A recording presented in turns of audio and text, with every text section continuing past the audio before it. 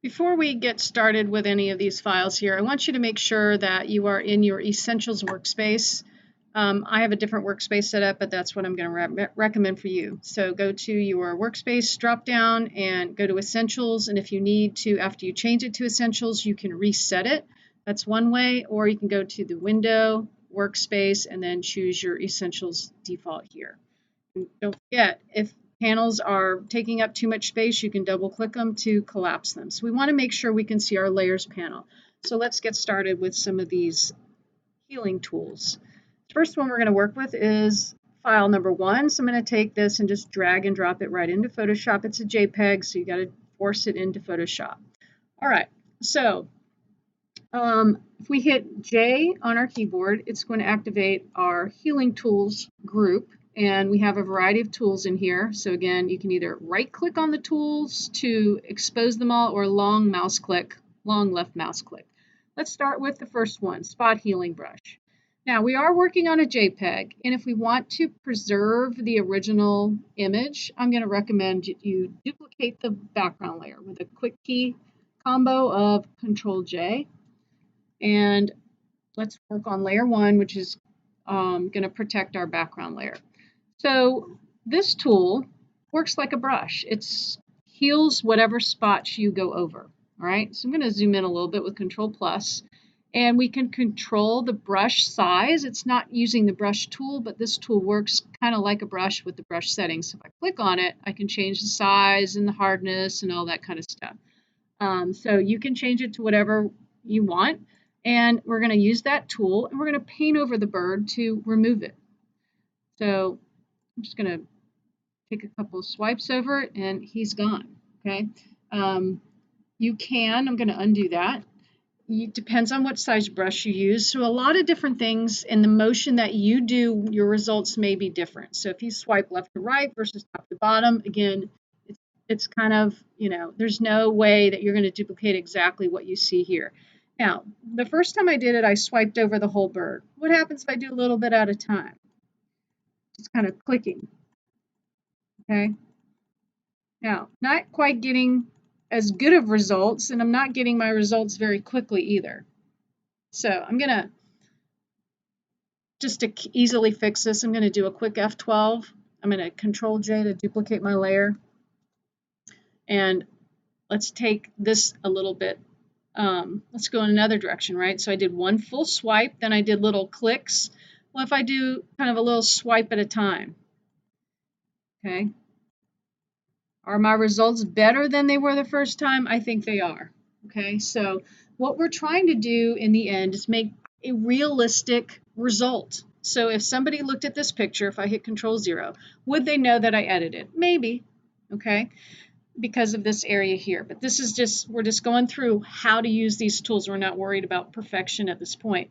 We also have some reflection here in the water because the bird was actually reflecting. So I'm going to take that same tool and I'm going to kind of go over the area here. So if you get some, let's say you do this, okay, and you're like, oh, I don't like it. Control-Alt-Z and undo it. It's going to back you up each time you do Control-Alt-Z. So if I keep hitting Control-Alt-Z, eventually, I think it goes back 20 times by default, it'll bring it back, okay? And then you can say, all right, well, what would happen if I used a bigger brush? Just swipe over it. That looks terrible. Undo.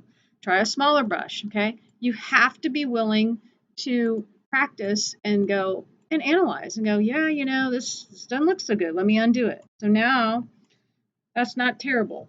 All right, the end result. When somebody looks at this, would they know that I deleted or patched a bird out of this picture? Probably not. Okay. I'm going to do a Control-S just to show you. When you duplicate a layer, that's adding more content. Anytime you add a new layer in Photoshop, when you do Control-S, it will force it into a PSD version. So I'm going to go ahead and hit save. All right, let's move on to another image. Let's work with that same tool. Let's go to number 5.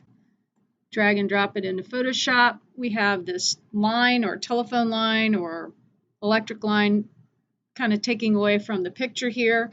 So let's try that same method. So let's get into that habit, right? So I want you to Control-J to duplicate the layer.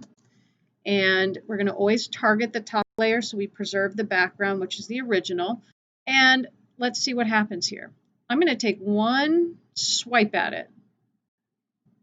On mine, it did a pretty good job. Your results could be different. It could be different based on where you start, how big your brush is, what direction you go. So you have to be willing to kind of experiment. I still have a little bit of the line here. I can see it because I know what's really there. So I'm actually make my brush a little bit smaller. I'm just gonna see what happens. Not terrible. I can go in here and patch it up. You can patch up anything. It doesn't have to be something that, you know, is so obvious. What if you wanted to remove this, hole or whatever this thing is here? Nobody's going to really even notice it, but just I want you to experiment. It's not a pole, actually. I realize it's the trunk of a tree here. Maybe we ought to leave that. There's a garbage can here. What happens if I try to paint out the garbage can? Not bad.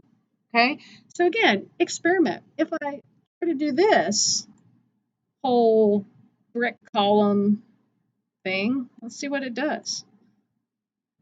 Not bad. Okay, if I try to remove this part of the building back here, again, I want you to practice and experiment. Not bad. Okay, so you have to understand that Photoshop does not know that it's looking at a picture of trees and flowers and things like that. It looks at pixels.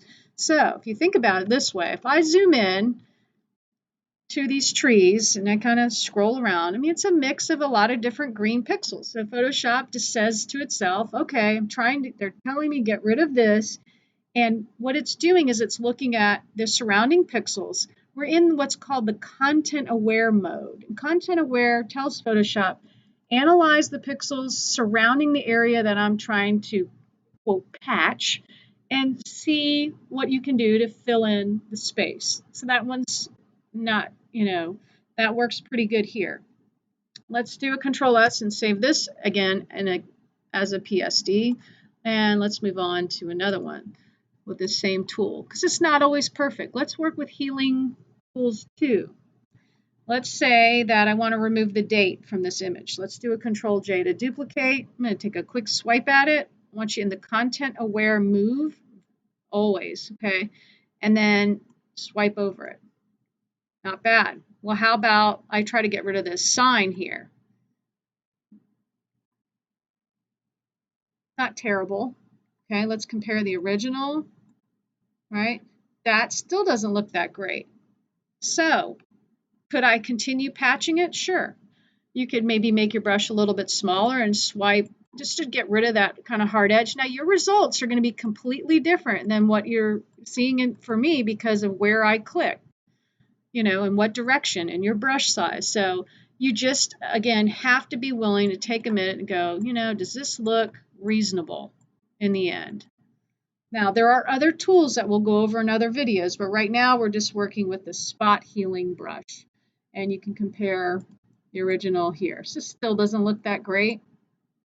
So what I'm trying to show you here is not every image is going to work perfectly. Okay, and you can see here that the edge of the fence post or whatever that is going in there, it isn't quite perfect. However, nobody's going to probably even notice it. All right, I'm going to Control+S. Let's save that guy. And let's do one more just so you can see how it works with different images. Healing Tools 3. Let's work still with that same tool, the spot healing brush. Let's get rid of these people and the dog. These people, it's one person. So I'm going to zoom in just so you can see here. I'm just going to see what happens if I first Control+J again, just get into that habit. I'm going to take one big swipe over what I'm trying to get rid of. So there's a little dog here and a person. Not bad. Now, when I Control+0 and zoom out, probably not too bad. Now, if I try to get rid of some of this leaf area, I mean, again, experiment. See what would happen. If I go over here and I try to patch this, what is it going to do? Is it going to fill with leaves or more like the live tree or the ground cover with the leaves? It all depends on what Photoshop sees in terms of pixels, okay? An experiment. What happens if I go over all of these trees? What is my end result going to be? More trees and a little bit of the ground. That looks terrible, okay? So trying to manipulate a picture too much is kind of ridiculous. All right, let's, I'm not even going to bother saving that one because it looks terrible. Let's do one more. The infamous cleaning up somebody's face a little bit here. Control J and zoom in, and let's take a look at what we can do with this one. I recommend that the brush size not be to the point where it's so big. So you want the brush to be a little bit bigger, than the area you're trying to heal. Now, some people say, do you just click or do you click and drag? Experiment, okay? If you click and drag, you might get better results because what it's doing, it's analyzing the surrounding pixels, looking at the colors and deciding how am I going to patch the area that the user is going over, okay? So let's see what we can do here. Now, we don't want to overdo, people are going to have blemishes, okay? Now, when you start getting into other areas where there's a lot of pixel variation in color,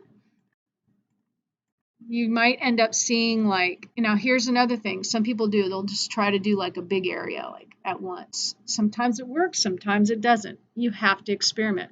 What if I try to go in here and sort of the eyebrow looks a little bit odd? What happens? Experiment.